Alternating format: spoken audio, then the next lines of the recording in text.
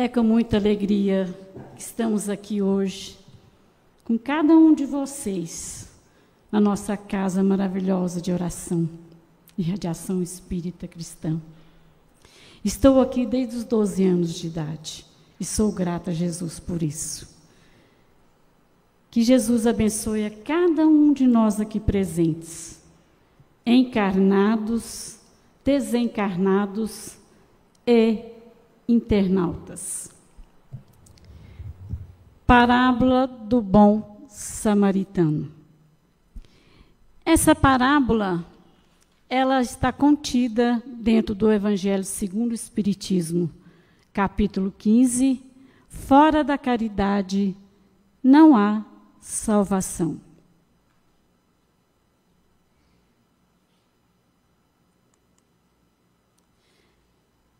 Para entendermos o significado dessa parábola, nós vamos ter que entender a origem dessa palavra. A origem da palavra parábola tem origem no grego antigo, que significa parábole. E está escrito lá em azul no grego antigo. Agora, o que é uma parábola? Né? A parábola é uma narrativa que se utiliza de elementos simbólicos para transmitir uma lição moral ou espiritual. Desde o capítulo 1 até o último capítulo do Evangelho segundo o Espiritismo, estão contidas várias parábolas contadas por Jesus. Agora, por que o mestre utilizava das parábolas? Ele utilizava dessa pedagogia porque ele é um grande educador. Então, nós sabemos que o único título que Jesus aceitou foi de mestre, porque ele realmente é um grande educador das nossas almas. Então, por que ele falava por parábolas? Para falar do reino de Deus. Jesus, nos primeiros dias do ano 30, ele sai de Jericó para Jerusalém. Chegando em Jerusalém, ele é observado por alguns sacerdotes e pensadores ociosos. Dentre os sacerdotes estava Hanã, que depois ia ser o juiz impiedoso da causa do Cristo. Ele chega perto do meigo Rabi e diz: Galileu, o que fazes na cidade? O mestre olha afetivamente e diz: estou passando por Jerusalém, buscando a fundação do reino de Deus. E Hanã, ironicamente, diz ao mestre: reino de Deus? Que pensas tu ser esse reino? Jesus olha afetuoso, singelo, para Hanã e diz: o reino de Deus é a semente que Deus colocou no coração do homem. Então, desde o momento que nós fomos criados por Deus, simples e ignorantes, até tornarmos espíritos perfeitos, essa centelha divina do reino de Deus já encontra-se dentro de nós. Então, Jesus levava essa parábola a todos os lugares. Em Jerusalém, Jericó, Cafarnaum, às margens do Tiberíades, em todos os lugares ali em volta.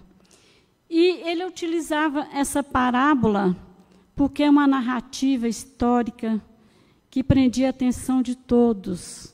Em volta do mestre estavam crianças, jovens, idosos, leprosos, prostitutas, doentes físicos, morais e espirituais, e aqueles que o seguiam só para tentá-lo, os fariseus, os saduceus e os doutores da lei, para ver se o mestre saiu uma vírgula da lei de Moisés, que era a Bíblia dos judeus, que era a Torá. Mas Jesus, profundo conhecedor das nossas almas, de cada um que estava ali, ele conhecia cada um o seu interior. Então, ele utilizava essa linguagem que era familiar dos costumes judaicos. Eles eram pastores e agricultores.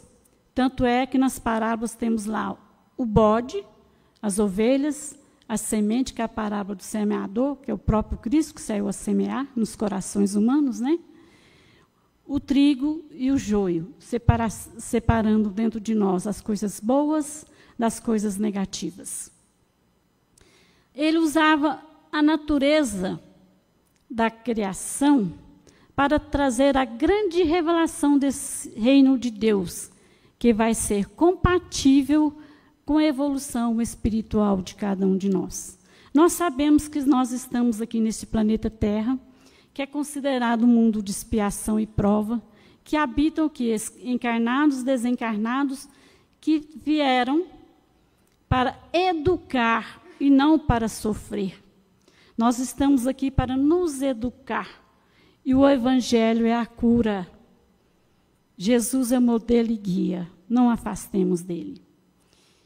Então, a cada um está na sua evolução, uns no início da escada, outros no meio, outros no final. Começamos lá nos mundos primitivos e vamos tornar espíritos puros nos mundos felizes. Ainda temos uma boa caminhada, mas não tenhamos pressa. O importante é caminhar no dia a dia, fazendo bem e sendo bons. Parábola do bom samaritano.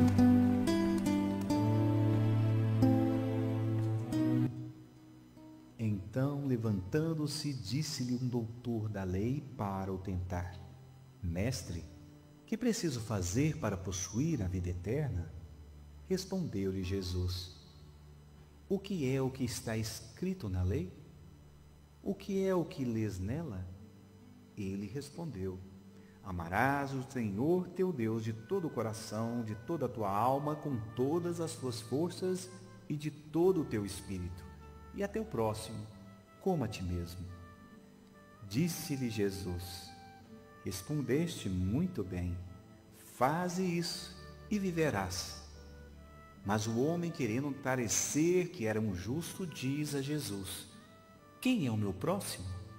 Jesus, tomando a palavra, lhe diz: Um homem que descia de Jerusalém para Jericó caiu em poder de ladrões que o despojaram, cobriram de ferimentos e se foram, deixando-o semi-morto. Aconteceu em seguida que um sacerdote, descendo pelo mesmo caminho, o viu e passou adiante. Um levita, que também veio àquele lugar, tendo-o observado, passou igualmente adiante. Mas um samaritano que viajava, chegando ao lugar onde jazia aquele homem, e tendo-o visto, foi tocado de compaixão. Aproximou-se dele, deitou-lhe óleo e vinho nas feridas e as pensou. Depois, pondo-o no seu cavalo, levou-o a uma hospedaria e cuidou dele. No dia seguinte, tirou 2 denários e os deu ao hospedeiro, dizendo: Trata muito bem deste homem, e tudo que despenderes a mais, eu te pagarei quando regressar. Qual desses 3 te parece ter sido o próximo daquele que caíra em poder dos ladrões? O doutor respondeu: Aquele que usou de misericórdia para com ele. Então vai, diz Jesus, e faze o mesmo. Lucas, capítulo 10, versículo 25 a 37.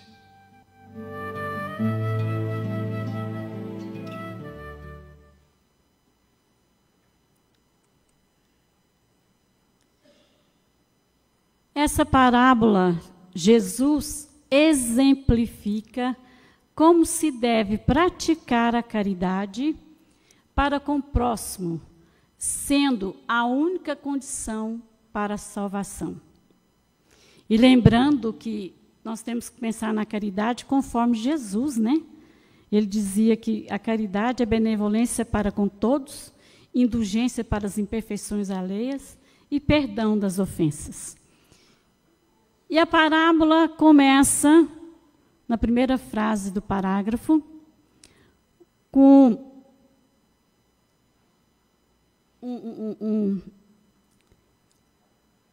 um homem, não se refere quem é, porque o não dá a definição de quem que ele é. Né? É o artigo indefinido masculino singular, um homem, sem se referir à sua raça, religião ou classe social. Que descia. Jesus utilizava também das palavras para mostrar se a gente estava em sintonia com a lei dele ou em queda com a sua lei. Então, ele coloca a palavra descia. Estava em queda espiritual este homem. Diz Jerusalém. Jerusalém representava o famoso templo de orações, versus Jericó, que era considerada a cidade do comércio, cidade considerada maldita pelos judeus. Ele caiu nas mãos de ladrões. Se ele caiu, ele não estava em sintonia com a lei maior, ele estava em queda. Os ladrões, materialmente falando, são os assaltantes, e também temos que lembrar que a parábola utiliza de símbolos para a gente não ficar ao pé da letra. Transcendemos as palavras a nível espiritual para compreendermos a mensagem do Cristo. Simboliza as entidades perturbadoras que roubam-nos a paz. Quando a gente está em declínio espiritual, abaixamos o nosso pensamento para a faixa negativa, o nosso pensamento, os nossos sentimentos, as nossas ações. Emmanuel fala que tudo começa no pensamento. Aí nós estamos em declínio espiritual. Estamos distantes da lei de Deus. Deixando-o semi-morto. Um homem, representa um ser humano em estado de necessidade, simbolizando o próximo. Com isso, Jesus nos mostra que nós temos que praticar a caridade, que é o único caminho, porque daqui a pouco, ali na esquina, poderemos ter um problema muito sério com a gente, ou com um irmão nosso, com alguém da nossa família, que poderá ser socorrido por uma pessoa que às vezes a gente nem conhece. Então, é necessário que a gente saia do nosso egoísmo e vá ao encontro do eu crístico. O homem ferido, que estava descendo, representa, simboliza a humanidade. Somos nós que estamos aqui, habitantes desse planeta Terra, que é considerado um mundo de expiação e prova, mas nós estamos aqui para melhorar, nos educar, reparar os débitos do passado. Um sacerdote e um levita, eles desciam, eles também estavam em queda espiritual, pelo mesmo caminho e passou do outro lado, nem ligou para o homem que estava ferido.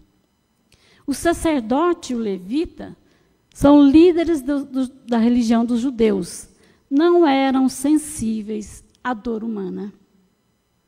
Sacerdote e levita, na atualidade, nós podemos simbolizá-los como os representantes, os líderes das religiões atuais. Por quê?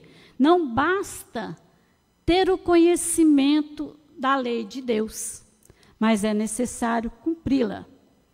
E nós temos uma mensagem maravilhosa do nosso querido Francisco Xavier, o homem chamado amor, que foi um exemplo para nós aqui, né?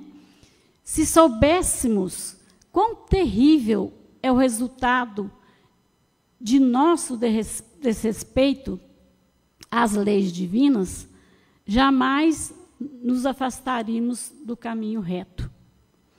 Então, para a gente ter esse conhecimento das leis divinas, Kardec trouxe o Pentateuco, né? Começando pelo Evangelho, que é a cura do nosso espírito. E continuando a parábola, mais um samaritano era habitante de Samaria, que viajava, ele não descia, ele apenas viajava, mostrando simbolicamente que se encontrava em outro nível de consciência. Onde está escrita a lei de Deus? Na consciência, questão 621 do Livro dos Espíritos. Nível de consciência mais elevado, porque ele observou e acolheu aquele homem ferido. Chegou junto dele e foi tocado de compaixão. A pessoa que não tem compaixão pela dor do próximo, ele é mais doente do que ele. Os samaritanos, na época, eram considerados um homem de má vida. Eram inimigos dos judeus, esses não viam qualidades nos samaritanos. Essa briga, essa desavença, essa inimizade, vem desde os primeiros patriarcas. Então, a gente vai observando lá que Abraão conseguiu manter as 12 tribos até certo tempo. Mas depois de Salomão, as 12 tribos se separaram. 10 ficaram no norte e 2 ao sul, que eram os samaritanos. Aí começaram as desavenças. Esse samaritano, ele presta os primeiros socorros àquele homem ferido. Ele limpou as feridas utilizando vinho e azeite. Era o que eles plantavam, né? As parreiras, as oliveiras. O vinho é para a cura e asepsia. E o azeite era para amenizar a dor daquele homem. Agora, indo mais além, transcendendo a alma, nós vamos ver que o vinho simboliza o suco da vida. O azeite é o símbolo da fé. A palavra fé vem do latim que significa fidelis, fidelidade com os ensinamentos de Jesus. Ele colocou-o sobre o seu cavalo, conduziu-o a uma hospedaria e cuidou dele. Ele continuou prestando socorros àquele irmão ferido. No dia seguinte, tirou 2 denários, que era a moeda da época, e deu ao hospedeiro. Os 2 denários simbolizam a caridade e a sabedoria. São as 2 asas que nós precisamos para tornarmos um dia espíritos puros. O hospedeiro simboliza os que recebem os ensinamentos de Jesus. São todos nós, em todas as igrejas que tem no planeta. Todos eles receberam a mensagem do Cristo. Amar a Deus sobre todas as coisas e ao próximo como a si mesmo. Somos nós aqui agora, dentro da doutrina espírita, que estamos diante do Evangelho. Então, a quem muito foi dado, muito será pedido, a começar por mim. Porque se nós estamos aqui na frente, é porque nós somos mais devedores, com certeza. Mas o caminho é esse, né? Então, se a gente anda de mãos dadas com Jesus, a gente só anda na luz, né? Dizendo ao hospedeiro: tende bastante cuidado com este homem que estava ferido, né? E tudo o que despenderdes a mais, eu vos restituirei no meu regresso. Tudo o que despenderdes simbolizam a abnegação, que é o desprendimento, a vigília, cuidando dele toda hora, a paciência, que é a ciência da paz, para cuidar dele, e a dedicação que vem do interior do coração. Aí, Jesus vira para aquele doutor da lei, né?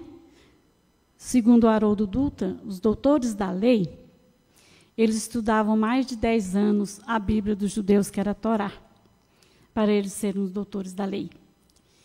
Então, Jesus vira para ele e fala: qual desses 3 vos parece ter sido o próximo? Quais eram os 3? O sacerdote, levita e o samaritano. Qual desses 3 vos parece ter sido o próximo daquele que caiu nas mãos dos ladrões? Ele pergunta ao doutor da lei. E o doutor da lei vira para Jesus e diz: aquele que exerceu a misericórdia para com ele. Vejamos, o doutor da lei utiliza do pronome demonstrativo, aquele. Ele não falava o samaritano, porque o orgulho era demais, eles eram os inimigos. Mas Jesus, que era o profundo conhecedor das nossas almas, e das almas naquela época, com certeza nós estávamos lá também, ele enxergou o lado espiritual daquele doutor da lei e diz: ide, pois, disse Jesus, e faze o mesmo. Os 2 verbos estão conjugados no imperativo, no modo imperativo. O modo imperativo indica: faze isso, é uma ordem. O Haroldo Dutra nos fala o seguinte: a lei é simplesmente lei, tem que ser cumprida, principalmente a lei de Deus. E isso está em São Lucas, capítulo 10, versículos de 25 a 37. Jesus não fez, pois, da caridade somente uma das condições de salvação, mas a única condição absoluta da felicidade futura. Esta frase está dentro do Evangelho segundo o Espiritismo, no capítulo 15. Jesus falava demais da vida futura, porque quando nós desencarnarmos, nós vamos levar ou débitos ou acréscimos para a próxima vida. Isso é uma conquista pessoal e intransferível. Tomara que quando a gente chega lá, sejamos recebidos por alguém, e esse alguém nos fala: bem-vindo, meu irmão, o mundo ficou um pouco melhor porque você viveu nele. Os benfeitores espirituais, nós conhecemos vários. Aí nós temos a irmã Dulce, Bezerra de Menezes, seu Eurípides Barçanufo, André Luiz e tantos outros, Chico Xavier, Divaldo Pereira Franco. Então, os benfeitores espirituais, eles fazem isso frequentemente. Saem de suas esferas superiores e descem. Eles descem porque já são espíritos de luz, já adquiriram a luz.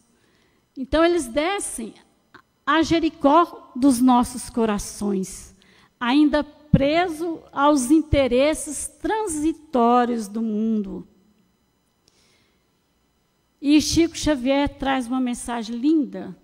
Toda vez que a justiça divina nos procura para acerto de contas, se nos encontra trabalhando em benefício dos outros, manda a misericórdia divina que a cobrança seja suspensa por tempo indeterminado. A moratória nossa, né? Vai ser prorrogada. Nós temos aqui agora o Jô Soares, que foi um grande apresentador, era escritor, humorista, e ele fez uma entrevista maravilhosa, e nós já estamos com saudade dele, com Divaldo Pereira Franco. Olha a mensagem maravilhosa que Divaldo traz. Fabrício, passa o vídeo. Com quantos anos você está? Que idade você tem? 89. Se a gente passar a mão em você, pega isso, não? Não, mas eu transfiro com muito prazer para você. Tá. O restante que houver, nós dividimos. Olha que louco. Podemos fazer uma boa parceria. 89. 89 anos já de 90 idade. quando é? 5 de maio. 90. Mas eu não acredito, Jô. De vez em quando eu olho a certidão de idade e deve ter algum engano. Porque eu não sinto nada. Sinto um prazer imenso de viver. Porque sendo espírita, eu descobri o milagre da vida. O milagre da vida é a alegria de viver. Trabalhar, ter uma vida interior muito tranquila, fazer uma viagem para descobrir qual é o objetivo da nossa vida na Terra, encontrar o significado existencial e não se abater na hora do problema. Problemas todos nós os temos e eles nos chegam como convites ao amadurecimento espiritual e moral. Com quantos anos? A saudade já bateu, né? Em nós, dele, Divaldo, mensageiro da paz. Deixou um grande legado para cada um de nós. Nós sabemos que o planeta está passando de expiação e prova para um planeta regenerado. Se a gente quiser adquirir a passagem para esse planeta regenerado, o caminho é Jesus. E a porta e a ponte é a caridade que nos aproxima do próximo. Gratidão a Deus, a Jesus, aos mentores que me intuíram, aos escritores espíritas, onde eu fiz a pesquisa. Agradeço ao professor Emídio pelo livro maravilhoso dele, Tratado dos Evangelhos. E agradeço a todos vocês, encarnados, desencarnados e internados. Gratidão. Muita paz.